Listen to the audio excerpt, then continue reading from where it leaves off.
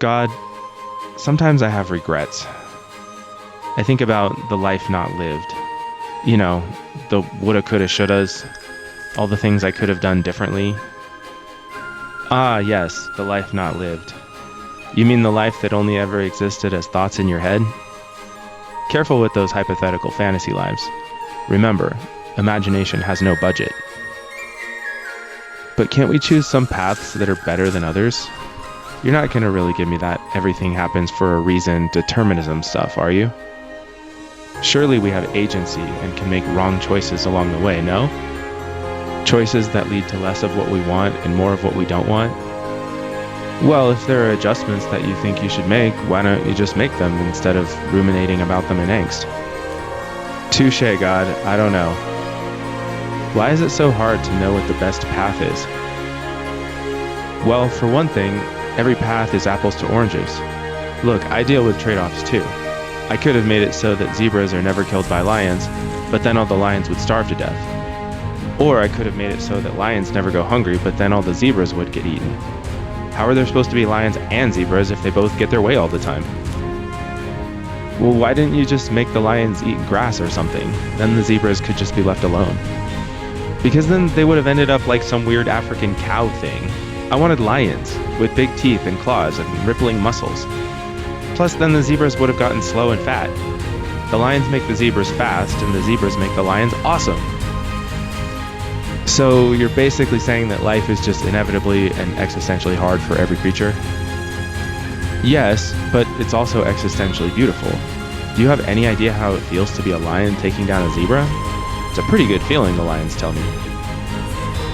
I don't know, God, it just feels like there could be, and always could have been, more of the good stuff in my life. More joy, more presence, more connection.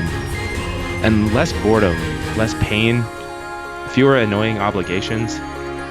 Less stuff I don't want to do in between me and the stuff I do want to do. Like the dials of context could always just be a little more optimized. Brent, look at every tree you've passed here. They're all battling insects trying to eat them. The insects provide the birds with food, and the birds disperse the seeds for the trees, and the trees give the birds shelter from storms. It's one beautiful whole. The tension of pain and pleasure, of struggle and triumph, of danger and survival, makes the one ecosystem of life the priceless cosmic jewel that it is. I know you find it breathtakingly beautiful. I watch you out here in awe, taking it all in. When you imagine a life not lived, it's like imagining insects without trees, or birds without insects, or trees without birds. The only thing that prevents your life from being fully optimized is resisting reality. And ironically, when you idealize the life not lived, you're doing just that. So you're saying that if it all happened the way I think it should, then the world wouldn't be able to function?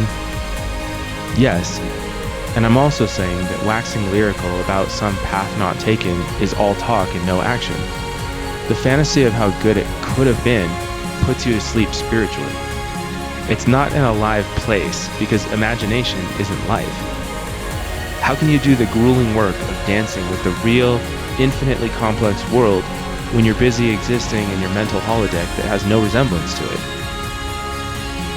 Then why do we have regrets? Do those have no value? Ah, great question. I gave you humans regrets for the same reason I gave hunger to the lions. They're both signals. But like hunger, regret is simply a pain to feel and respond to, not a fantasy to numb yourself with or a horror film to become paralyzed by. Regret is simply there to tell you, do a little more of this and a little less of that. Just change your direction a bit. You can't change your past steps. That's not the way to use regret. But isn't that like optimizing? You can call it whatever you like, but it's very different from conjuring up a whole alternate life made of floppy mind Play-Doh that you then use to beat yourself up with. The goals you did not aim for would not have all succeeded.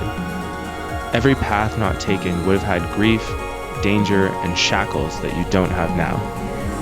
The failures you've endured gave you wisdom and character and placed you on this threshold where you stand. The fruits of your traveled path required every single step that you took. The reality of your actual lived life is like solid gold, and the imagination burps that you're calling the life not lived are like wisps of wood smoke.